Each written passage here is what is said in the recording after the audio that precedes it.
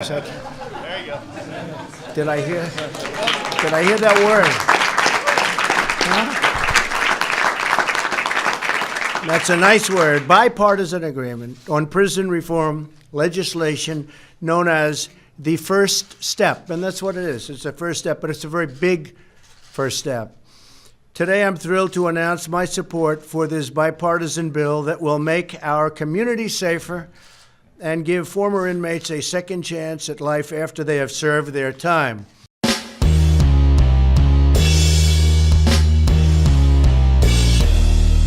How's everybody doing? My name is Anthony Brian Logan, and today we got to talk about House Resolution 5682. That is the First Step Act. This is a bipartisan bill.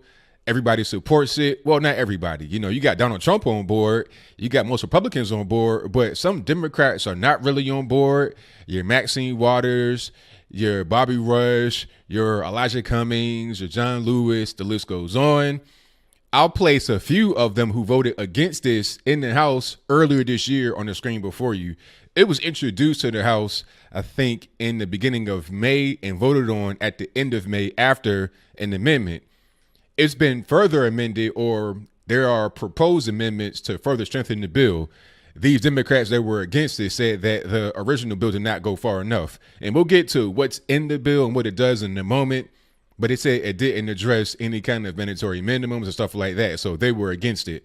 Although I don't recall Barack Obama doing any kind of prison reform. I mean, all he really did was amp up the amount of commutations, you know, getting dope boys and whatnot out of the penitentiary. They've been in there for a while. Although he didn't get Alice Marie Johnson out of jail when he had the chance to, because it did come across his desk, but I digress. My point is that he didn't do a lot.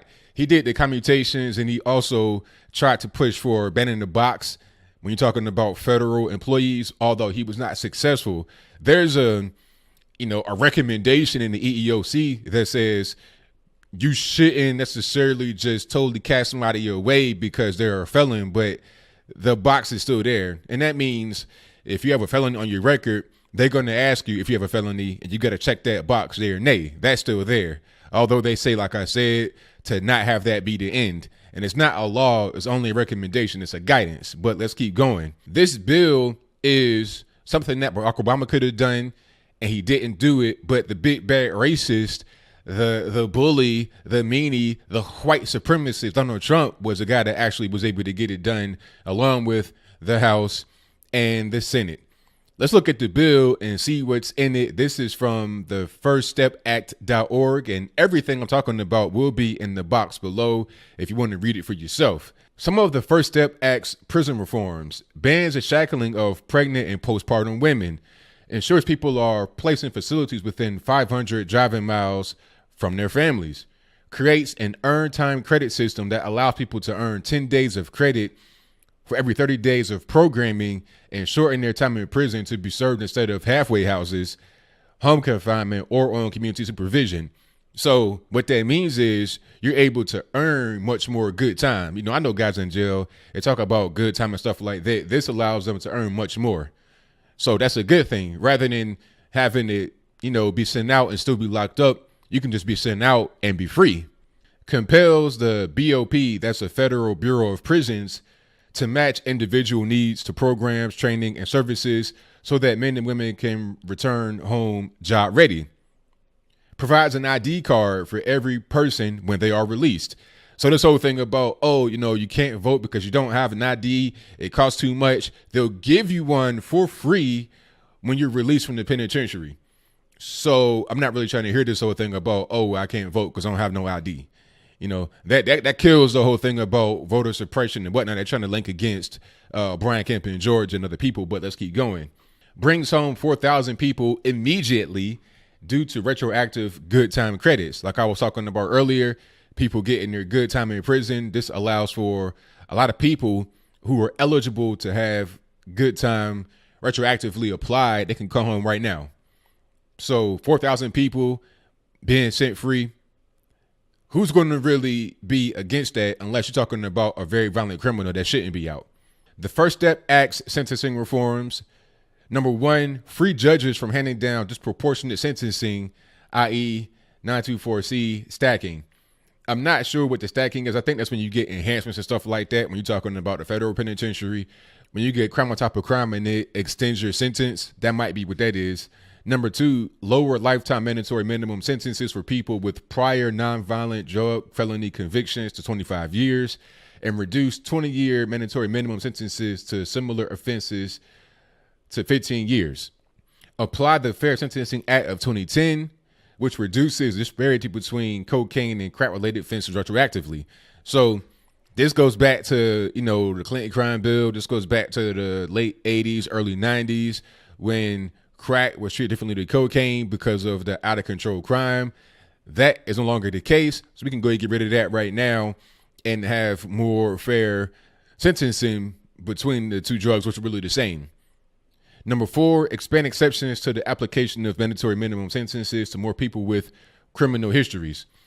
So rather than it just being, everybody that has a particular crime gets sent to the penitentiary under the mandatory minimums, more people will be eligible for exceptions to that particular rule.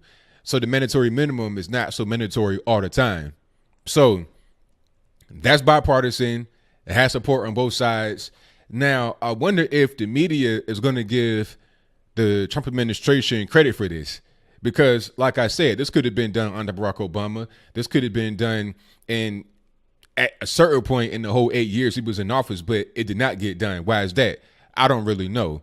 Maybe a lot of these Democrats, like those who voted against this in the House, your Sheila Jackson Lee's, your Maxine Waters, your John Lewis, maybe they don't want prison reform in reality. Maybe they want to have things remain the way they are in their communities. A lot of people that voted against this are in black areas and poor areas. Maybe they don't want it because they want to still be needed. You got career politicians, John Lewis, who's been out since 1987.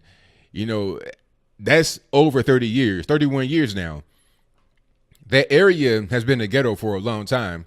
Maybe if you get prison reform, maybe if you get something that actually does good and you can give Trump the credit for it, that would bring more people from the Democrats over to the Republicans, or would at least kind of raise a question in their mind, like, wait a minute, I've been voting Democrat this whole time, but yet it was a Republican president, administration, and Senate that allowed me to get something that actually helped me.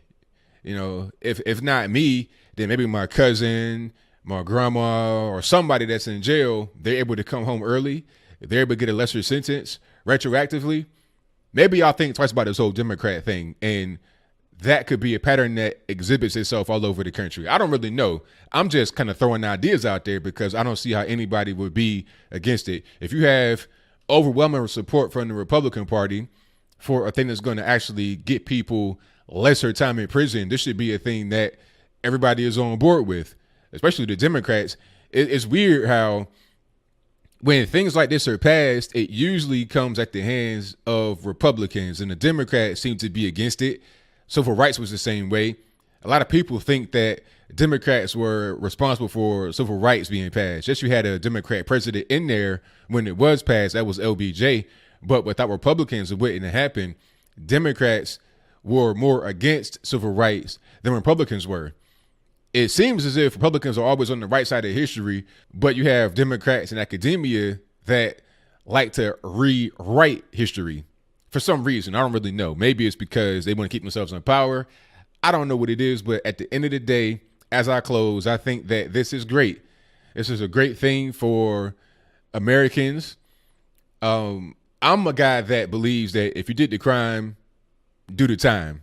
However, some of the sentences are just kind of ridiculous. You got people that abuse kids that get out in 5 years, but if you sell drugs, you go for 20. I'm not saying that you shouldn't go to jail for selling drugs. I'm saying that maybe some things should just be a little bit more equal as far as the severity of it. If you're abusing a child, you should never come home. If you're selling drugs, maybe you should come home at a certain point. Maybe it shouldn't be the rest of your life. You go to the penitentiary. That is pretty much all I got to say. So what say you? Do you think that this is a good thing? The First Step Act. Should there be more done here? That was the complaint from the Democrats that voted against it. There should be more done. You should tear down mandatory minimums altogether. I think that when you have bipartisan legislation like the way it is here, you got to be able to please both sides. You can't just cater to the extremes on either side. All right. Because you may have on one side those who want to see everybody get locked up, regardless of what it is. Oh, one thing I wanted to add before I close here. The Democrats also were trying to use Jeff Sessions as an excuse. They said that he's in there, he's against prison reform, so we don't want to have him have control over this or any kind of influence over this because we're not going to actually be able to get anything done.